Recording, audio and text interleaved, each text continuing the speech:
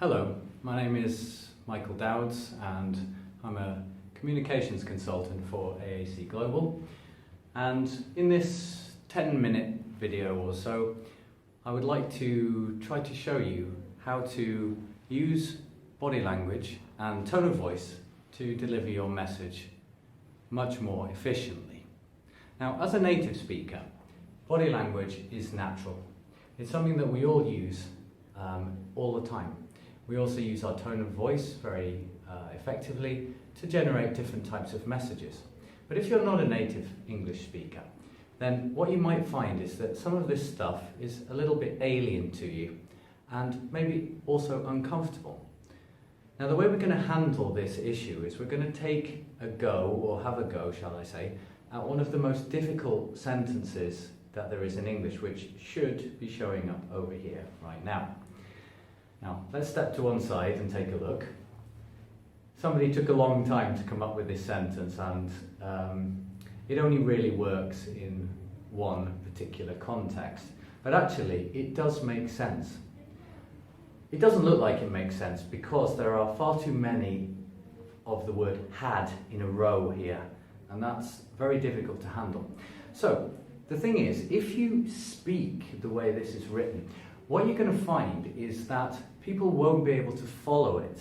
So in order to take on this sentence, which, as I said, is the hardest one that there is, you're going to have to employ a couple of rules. Now, the rules involve stressing or pushing of certain parts, taking breaks in the right time, and also effectively using your body language, which I like to call getting into gear.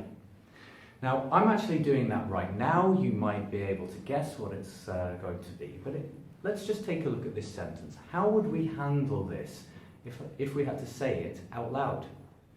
So, the first things we have to do is we think about which words are the most important. Now, actually, I'm going to tell you which words are the most important because there is a contrast going on here between two different things. And when that's the case, they are almost always the most important words. So there are two of them inside this sentence. They are both the word had, obviously, and we're going to have to say them in a particular way. Now, also, there are some other important words in the sentence, but they're not as important as the two hads. Then there are everyday normal words, and we even have words which are really not important at all. They only actually do a little job of grammar. So, let's look at these rules. Rule number one is to do with stress.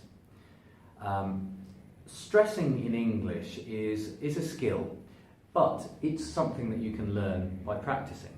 For example, let's look at the sign behind me, right? If I take this last word, it has a vowel sound in it, which is ooh, right?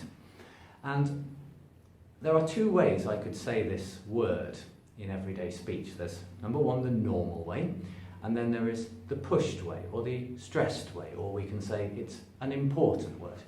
And when the word is important, you simply take the vowel sound, ooh, and stretch it out a little bit longer. You also use your voice and you do a little sort of up-down sound or some change, which makes it sound like this. Through instead of through, which is the normal way. Now, I can do the same with other words. For example, this word here. This has got two parts to it, and the first part is the pushed part of the word. It's not massage, it's message. Now, the way I said it there is the stressed way. Message with a stretched sound. But if I want to say the normal way, I simply say message, like that. So we have message and message. And we have through and through. And you can see the difference. Now, you might also have noticed my body language changed as I said those, but we'll talk about that later. Let's go back over here and let's take a couple of what we're going to call thought groups. So, in English, we deliver information, spoken information, in nice, easy packages, and we call these groups. Inside each group, there is a rule. In fact, this is a thought group as well, getting your message through. Inside the group, only one syllable like in message there are 2 syllables, and in through there is 1. Only 1 syllable can be important. All the rest are not allowed to be important. Secondly, between each group, so that you can process the information that we've just given you, we'll actually pause for you to realise what we just said. Now, if we split this up, and actually you can see it split up into groups now, we can see that the first 2 groups, the first group involves just 1 word.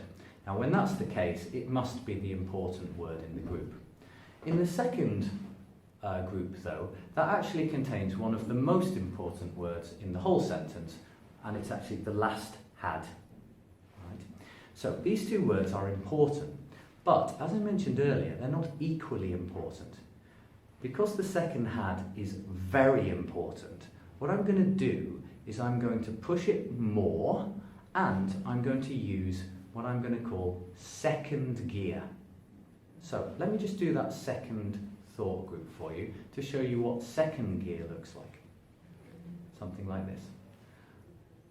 While John had, and then I'll step back. Now you can see there that my second gear, I come much closer to the camera, and actually it was a little bit off camera, but my hands were also out, both hands. Make a big movement.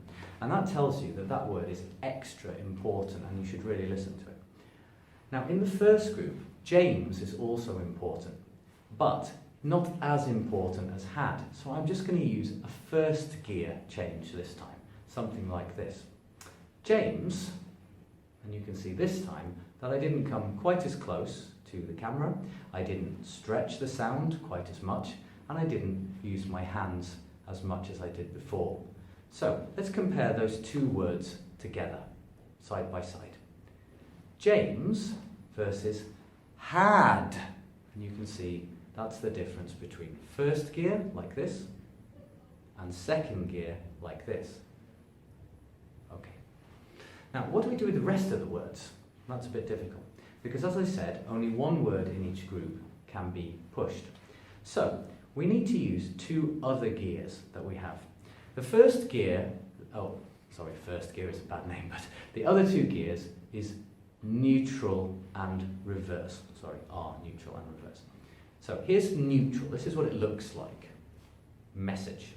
There you go. I'm not moving at all. I'm quite still, and I said it in the so-called normal way. Message, or James, or had. And nothing's really happening. Now reverse gear goes further the other way. Actually, what I'll probably do is look away a little bit, or look down, or up, or something like that. So let's look at that second thought group, and in there you can see which words are in reverse and which ones are in first. So it goes, in neutral gear. So it goes something like this. While John had, and you can see that while goes back, the first had is here as well. John and the second had are in neutral, and then I step forward, and I'll do it one more time. While John had, and that's the natural way to say it. So if I do those 2 thought groups together, we get James, while John had, and that's it. Now if I do the whole thing together, you can see one final thing, and that's to do with whether I go up after a thought group or down into my pause. When you go up into a thought group, it means that you haven't finished yet, something else is coming. When you go down, it means that this is the end of a section, possibly a sentence, or it could also be another kind of thing, like in this case it's going to be what we call a semicolon, which is going to appear. Oh, you'll see it. So try to listen when my voice goes up and where it goes down. It's going to go up several times, but down only twice. Something like this. Whole sentence. James, while John had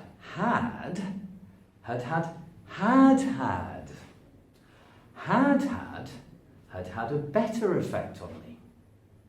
And you can see there, that's how it works. I'll do it one more time so you know that I'm doing it the same way. James, while John had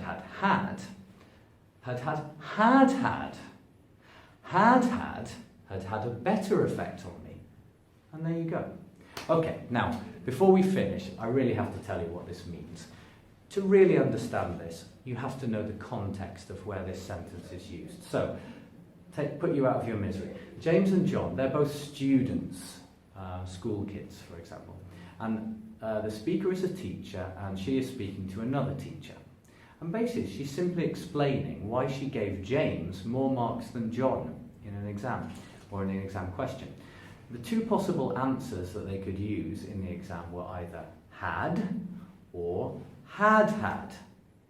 And had had was the better answer. And that's it. Now obviously this only works in that one situation. You're never going to have to say a sentence like that. But for example, if we go back to this sentence behind me, to deliver this properly, this is the key word here. This is what we're doing. Where are we getting the message? This is a thought group, so I'm not going to pause, but I'll pause afterwards. I'm also going to finish after this, so my voice will go down, and this will stretch, and I will use second gear to do it. Something like this. Getting your message through. There you go. Okay? Now I can say that many other ways as well, but that's just the one I'm going to use. So, hopefully this has helped you, and if you want to find out more about this, then it's called sentence stress, and also thought groups or grouping, and a little check of Google will help you out there. But thank you very much for listening, and keep an eye on later video blogs, either from me or from one of my colleagues. Thank you very much. Have a good day.